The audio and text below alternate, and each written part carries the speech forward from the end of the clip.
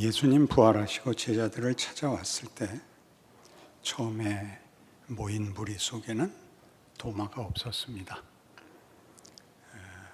다른 제자들이 예수를 만나본 증언을 했을 때 도마는 강력하게 부인합니다. 그럴 리가 없다. 내 손으로 그 못자국과 창자국에 넣어보지 않고는 난 믿지 못하겠다. 그리고 그 다음에 도마도 함께 제자들과 모여 있는 자리에 예수님이 나타나셨고 네 손으로 확인하라. 그리고 보고 믿는 자가 되라. 그러나 거기에 오늘 우리가 생각할 쉽지 않은 말씀이 따라붙습니다. 너는 나를 봐서 믿느냐? 그러나 나를 보지 못하고 믿는 자는 더 복되다. 이렇게 말씀하십니다. 사실 우리가 가지고 있는 신앙상의 이해에서는 예수를 만나는 것보다 더 큰 복과 확인은 없을 것입니다. 우리 모두는 어려울 때라든가 간절한 형편에서 다른 음성을 못 들어도 예수님을 만날 수만 있다면 모든 문제가 해결될 것이라는 강한 기대를 가지고 있습니다. 그러나 이러한 믿음은 실존주의적 믿음이라 그럽니다. 그것이 잘못된 것이라서 하는 얘기가 아니라 이 믿음은 인격 대 인격의 만남을 표현한 것입니다. 우리 모두가 이런 인격 대 인격으로의 만남을 부흥시대에는 너무나 많이 보았죠. 그 전조도 없고 어떤 낌새도 없이 그저 갑작스럽게 어느 날 하나님을 만나고 자기가 누구인지를 알게 되고 운명을 깨닫게 되는 일들이 한국교회에 정말 넘쳐나게 많았던 것을 보았습니다. 우리가 그 중에 하나이기도 하고 우리 주변에 일어나는 너무나 넘치는 증거들이 우리의 교회 역사에 있습니다. 그러나 오늘 예수님께서 하신 말씀을 이해하려면 이 신앙 문제는 실존적 신앙만 있는 게 아니라 역사적 신앙도 있다는 것을 이해해야 됩니다. 역사적 신앙이라는 것은 예수께서 당연히 그러듯이 온 우주 역사와 인류의 운명의 주인이 되셔서 시작과 끝을 그리고 그 과정을 인도하시며 장악하고 계시며 진전시킨다는 신앙입니다. 우리는 실존주의적 그런 게 더 적합하겠습니다만 그런 신앙에 더 많이 경험을 갖고 있기 때문에 우리의 신앙은 보통 초월적입니다. 이때 초월적이라는 것은 자연을 넘어서는 초월을 말할 뿐만 아니라 시간과 공간의 초월, 특별히 시간이 초월된 초월적 생각을 하게 됩니다. 모든 것이 예수님만 만나면 해결이 되는, 모든 것이 믿음만 가지면 문제가 없는, 그렇게 하여 전후라는 맥락이 없이 지극함, 굳센 믿음, 간절함 같은 것들이 이제 사용되는 신앙의 특징입니다. 그러나 오늘 예수님께서 얘기하시는 것은 그것과 다르게 이제 부활하신 주님을 만난다는 것은 대단한 일 아닙니까? 게다가 처음 만나는 것도 아니고 살아생전에 공생애를 함께한 제자가 그 공생애와 죽으심과 그 허탈, 기대와 허탈 속에 있다가 부활하신 예수를 만났으니 그 감격은 이루 말할 수 없을 것인데 예수님은 이같이 보지 못하고 믿는 자가 더 복되다가 된 것입니다. 그러니 역사적 예수 부모를 믿는 신앙이라는 것은 이런 것이죠. 우리가 보통 가지고 있는 모든 인류의 보편적인 기본적인 세계관은 자연주의적 세계관입니다. 자연주의적 세계관이란 생로병사가 반복되는 것이죠. 우리 부모가 그렇게 살다 죽었고, 내가 살다 죽고, 우리 자식들도 살다 죽고, 그동안에 그 짧은 기회 속에 예수 믿고 어서 죽어서 천국 가고 이렇게 되어 있지. 우리 부모가 믿고 죽은 건 무엇이며, 내가 믿고 죽은 건 무엇이며, 내 자손이 이제 믿고 죽을, 이렇게 과거와 현재와 미래는 무슨 차이나 소용이 있을까? 이렇게 이제 따져 물어야 되는 것입니다. 우리가 역사를 보면 지금 역사주의적 신앙을 논하려면 역사가 뭐냐 이렇게 물어야 되는데, 우리 보통 인류가 아는 역사는 제국 역사거나 문명사에 불과합니다. 인간의 발전이나 인간의 이상은 그저 다 체념되었죠. 그러나 성경은 그렇게 얘기하지 않고 인류 역사가 헛되게 반복하는 것이 아니라 전진을 하고 있다고 가르칩니다. 그래서 그 유명한 성경은 드라마다라는 책이 있으니까 꼭 구해 보시기 바랍니다. 거기에서는 어떻게 하나님이 역사를 당신의 뜻을 이루기 위하여 전진시키고 있고 개입하여 일하고 있는가를 잘 드러내고 있는데, 거기서는 역사를 이렇게 나눕니다. 첫 시대가 창조, 이해하시겠죠? 그 다음에 타락한 인간들을 외면하지 아니하시고 구원을 약속하시는 약속 혹은 믿음, 그리고 그 다음에 주어지는 율법으로 심판과 정죄에 빠져 결국 몰락하고 전멸하고만 이스라엘로 끝나는 구약이 그걸로 끝나지 않고 예수께서 오셔서 원래 하셨던 약속을 그제야 율법으로 정죄받아 다 망한 후에 새삼스럽게 그 앞에 먼저 하셨던 약속을 성취하셔서 은혜로 말미암는 구원을 선포하시는 구원의 시대가 오고, 그리고 예수님은 그 구원을 이루시고 승천하시고 우리에게 성령과 교회를 남깁니다. 그래서 지금의 시대는 성령 시대 혹은 교회 시대라고 할 수 있고, 우리는 이 시대를 살고 있고, 이 다음은 종말입니다. 새하늘과 새 땅이 주어질 것입니다. 그러니까 이 시대별로 하나님이 이렇게 인류 역사 속에서 역사 전체를 한 인류로 보자면 무슨 일이 일어났었구나, 그리고 어떻게 진전되고 있구나라는 역동성과 전진하고 있음을, 하나님이 일하고 있음을 보다시피 각 개인의 성도의 신앙생활 속에서도 이것이 한 인생 속에 반복적으로 우리를 목적으로 가고 있다는 걸 알게 됩니다. 그것은 앞에서 얘기했던 인격 대 인격의 관계 속에서 확인하는 실존주의적 신앙에서는 치열함과 진실함이 필요한 자격이고, 또 그래서 보상을 받는 그런 개념에서부터 내가 얼마나 잘하느냐를 넘어서는 더 큰 차원에서 하나님이 창조 세계와 인류의 역사를 진전시키고 일하고 계시다라는 그 속에서 자신의 위치를 깨닫게 됩니다.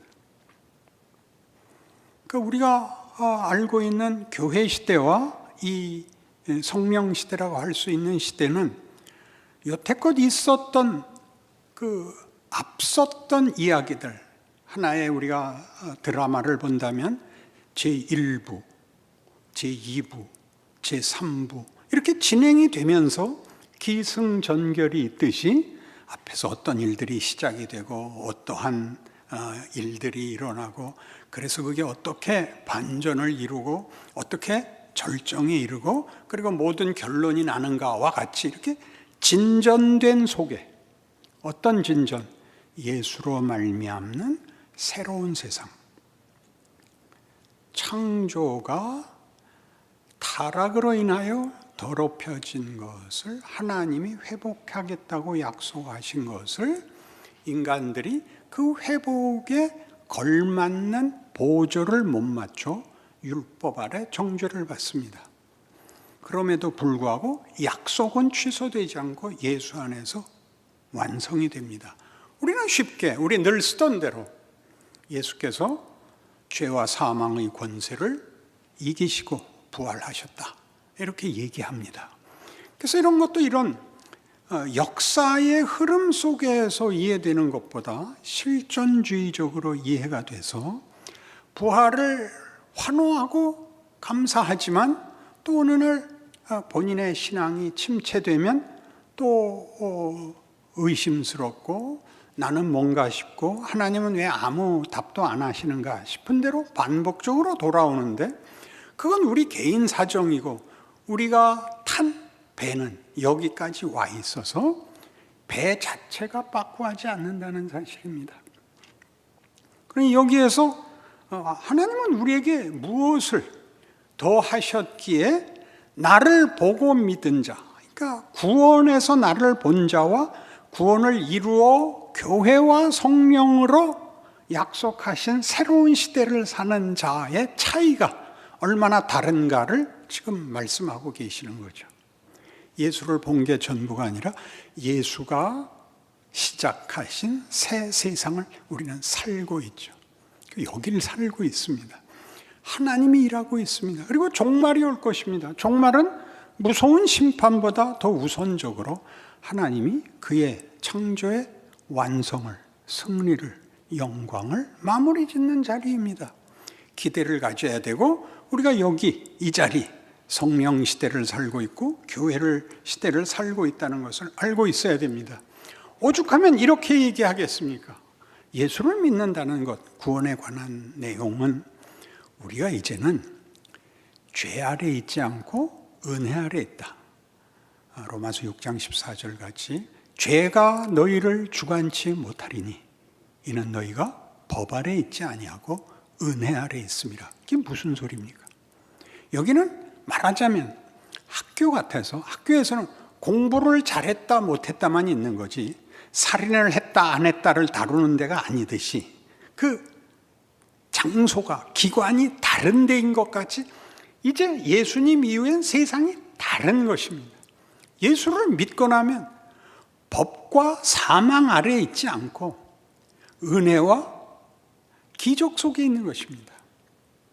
우리는 로마서 7장 말미에 오라나는 곤고한 사람이로다 이 사망의 몸에서 누가 나를 건져내라 라는 비탄에 섞인 현실에도 불구하고 8장 1절이 그러므로 그리스도 예수 안에 있는 자들에게는 결코 정죄함이 없나니 이는 생명과 성령의 법이 죄와 사망의 법에서 너희를 해방하였음이라 라는 선언을 받습니다. 이 시대를 살고 있는 겁니다. 그러니 제가 자주 얘기했던 그만 회개해라 를 알아듣겠습니까? 그 차원에 가 계시지 말고 여러분 예전에 사박놀이 하면 금발 봤다. 금발 보면 뭐라 그래요? 죽었다 그러잖아요. 아웃이죠, 아웃. 경기장에서 금발 본 건 아웃이지 죽지 않습니다. 이렇게 다른 세상을 살게 돼서 너는 나를 본고로 믿느냐? 그러나 나를 보지 못하고 믿는 자는 더 복되다 를 살고 있는데, 여기서 마음껏 금에 서서 금을 밟을까 말까가 아니라 금 안에, 규격 안에 들어와 경기를 해야죠. 경기를. 이게 우리한테 주어진 것입니다. 그니 요한복음 16장에서 예수님께서 이렇게 얘기하죠. 내가 아버지께 가야 된다. 너희들이 내가 세상을 떠나야 된다 그러니까 다 근심하는데 내가 가는 게 너희한테 유익이다. 내가 가야 성령께서 오신다. 내가 보혜사를 보낼 테니 그가 와서 죄에 대하여, 의에 대하여, 심판에 대하여 세상을 책망하시리라. 죄에 대하여라 하면 나를 믿지 아니한 거예요. 의에 대하여라 하면 내가 아버지께로 가서 세상에 없으며, 심판에 대하여라 하면 세상 임금이 심판을 받았음이니라 라고 합니다. 그걸 우리 보고 살려는 거죠. 죄와 사망이 우리에게 힘을 쓸 수 없다는 걸 아는 자로, 죄와 사망의 위협과 도전 속에서, 거기에 상관없는 자로, 아무래도 좋다와 다르죠. 예수님의 공생애를 소개했잖아요. 예수님이 육체 속에 들어오셔서 무한히 유한 속에 갇혀서, 그래서 구체적인 인간의 증인이 됩니다. 그는 목마르시고, 그는 배고프시고, 그는 피곤하셨습니다. 이게 이제 다른 겁니다. 우리가 이 세상에 이 교회 시대를 사는 것은 예수가 오셔서 인류를 구한 것 같이 우리가 있어서 우리 이웃이 구원을 받게 하는 일입니다. 예수님이 갈릴리 바다에서 제자들과 함께 배 타고 건너다가 피곤하셔서 주무십니다. 폭풍이 일고 제자들이 놀라서 예수님을 깨우죠. 주여, 우리가 죽게 되었습니다. 주께서 뭐라 그러십니까? 믿음이 없는 자들아, 내가 있는데 어찌 너희가 죽겠느냐? 내가 누워있는 이 배가 어찌 침몰하겠느냐? 그렇게 호통을 치신 시대를 살고 있는 겁니다. 그 성경엔 이런 위로의 말이 너무나 많죠.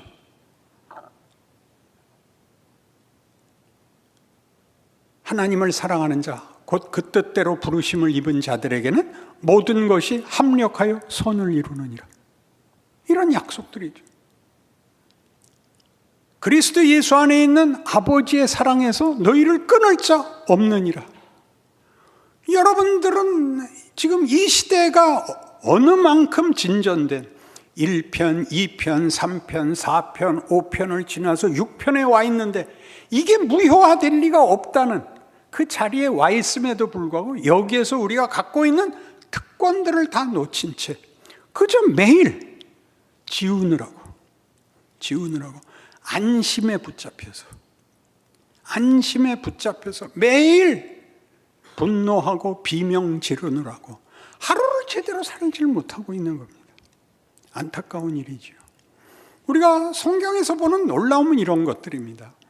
요셉은 형들에게 미움을 사서 팔려가서 무고를 당하고 감옥에 갇힙니다. 그를 족쇄가 그리고 쇠사슬이 묶어 놓습니다. 아무것도 할 수 없습니다. 그리고 나중에 바로가 꿈을 꾸고 그 꿈을 해몽하고 그는 총리가 되어 온 세상을 구합니다. 잘 생각해 보십시오. 온 세상을 구할 아무런 조건도 준비도 기대도 상상도 못했던 과정 속에서 하나님이 온 세상을 구하는 그의 사람을 묻어두셨습니다. 사망 속에, 고통 속에, 우리의 분노 속에 다 묻혀 있습니다. 우리는 결단코 헛될 수 없습니다. 그게 성경이 우리에게 가르치는 것입니다. 그러나 여러분은 이 실존주의적 신앙관에 더욱 익숙하기 때문에 예를 들면 아무든지 나를 따르려거든 자기를 부인하고 자기 십자가를 지고 나를 쫓을 것이니라, 이런 말씀들을 당연히 실존주의적으로 각오하고 계실 겁니다. 매일 성경 얼만큼 보고 기도 얼만큼 하고 나가서 전도 얼만큼 하고 그리고 어느 날은 딱 구별하고 하는 것들이 우리에게 익숙한 신앙의 단계였었습니다. 그리고 이걸 넘어오셔야 됩니다. 어떻게 넘어오느냐 하면 자기를 부인한다는 것은 무슨 고집을 꺾고 죄악된 생각을 버리고 하는 도덕적이거나 헌신의 의미에서의 준비가 아니라 우리가 죄인이라는 것을 인정하는 것입니다. 자기를 부인한다는 것은 여기서 죄인인 것을 인정한다면 다시 금방 회개로 가실 텐데 여기서 하는 얘기는 이런 뜻입니다. 로마서 3장에서 예수로 말미암는 구원을 얘기할 때 이렇게 얘기하죠. 모든 사람이 죄를 범하였음에 하나님의 영광에 이르지 못하더라입니다. 그러니까 우리가 만드는 영광은 하나님이 목적한 영광과 비교도 안 되고 그리고 물론 전혀 다른 것입니다. 그러니까 우리가 가지려는 영광, 우리가 생각하는 명예, 우리가 생각하는 행복 같은 것들은 다 행복도 아니고, 그것은 보람도 없고, 그건 다 무가치한 것이고 하나님만이 해 주실 수 있는 것입니다. 그걸 위해서 묶이려는 겁니다. 예수가 이 땅에 오셔서 성육신의 생활을 묶인 것까지, 어디까지? 그는 오해받고, 그는 채찍에 맞고, 가시관을 쓰고 조롱의 대상이 됩니다. 그리고 참남한 말을 듣습니다. 네가 만일 하나님의 아들이거든 내려와 보라를 견디십니다. 자기를 부인하는 겁니다. 그러니까 여러분의 생애는 실존주의적 신앙관 속에 여러분의 소원이 가득 차서 내가 열심히 할 테니까 상응하는 보상을 주십시오. 이게 우리를 괴롭히는 겁니다. 그 다음에 뭐예요? 자기 십자가를 지고 나를 쫓으라. 십자가는 뭐라고 생각하십니까? 치열한 어떤 헌신, 희생, 순종입니다. 순종. 십자가는 순종입니다. 십자가를 지는 것이 순종입니다. 히브리서 5장 8절은 자주 인용하는 말씀입니다. 그가 아들이시라도 받으신 고난으로 순종함을 배워서 온전하게 되었다. 순종이란 뭘 의미하는 거죠? 하나님이 하라는 걸 해야 됩니다. 그게 여러분의 현실입니다. 내가 잘못한 것까지 포함해서 다 여러분 그 자리를 지키셔야 됩니다. 잘못했으면 잘하려고 노력하십시오. 그러나 잘못한 것은 잘못한 것보다 더 큰 일이 있습니다. 그 잘못이 일을 합니다. 바울은 스데반을 죽입니다. 그래서 사도가 됩니다. 그니 앞뒤가 안 맞죠. 그가 처음부터 예수님의 제자로 들어왔어야 맞는 것 아닙니까? 그러나 그는 박해하던 자입니다. 예수 믿는 자들을 잡아들이고 죽이고 돌로 쳤고 그렇게 스데반을 죽인 자가 대사도가 됩니다. 그러면 된다가 아니죠. 우리 인생과 우리 시대에 일어나는 어떤 일도 하나님의 뜻을 꺾을 수 없으며 우리에게 손해가 되지 않는다. 역사주의적 믿음을 확보해야 되는 것입니다. 성경은 이렇게 얘기합니다. 에베소서 3장에 가보십시다. 14절. 에베소서 3장 14절 신약성경 313페이지입니다. 이러므로 내가 하늘과 땅에 있는 각 족속에게 이름을 주신 아버지 앞에 무릎을 꿇고 비노니, 여기 각 족속에게 이름을 주신에다가 여러분의 이름을 써놓으시면 됩니다. 그의 영광의 풍성함을 따라 그의 성령으로 말미암아 너희 속사람을 능력으로 강건하게 하시오며 믿음으로 말미암아 그리스도께서 너희 마음에 계시게 하시옵고 너희가 사랑 가운데서 뿌리가 박히고 터가 굳어져서 능히 모든 성도와 함께 지식이 넘치는 그리스도의 사랑을 알고 그 너비와 길이와 높이와 깊이가 어떠함을 깨달아 하나님의 모든 충만하신 것으로 너희에게 충만하게 하시기를 구하노라. 이게 우리 시대에 하나님이 우리에게 하시는 일입니다. 그리고 이렇게 덧붙여집니다. 우리 가운데서 역사하시는 능력대로 하나님 일하고 계십니다. 우리가 구하거나 생각하는 모든 것에 더 넘치도록 능히 하실 이에게 더. 하나님 왜 대답 안 하세요? 우리 밤낮 울부짖는데 더 하실 이에게 교회 안에서 믿음의 공동체뿐만 아니라 예수를 믿는 모든 각자, 신약시대 성도를 교회라고 부릅니다.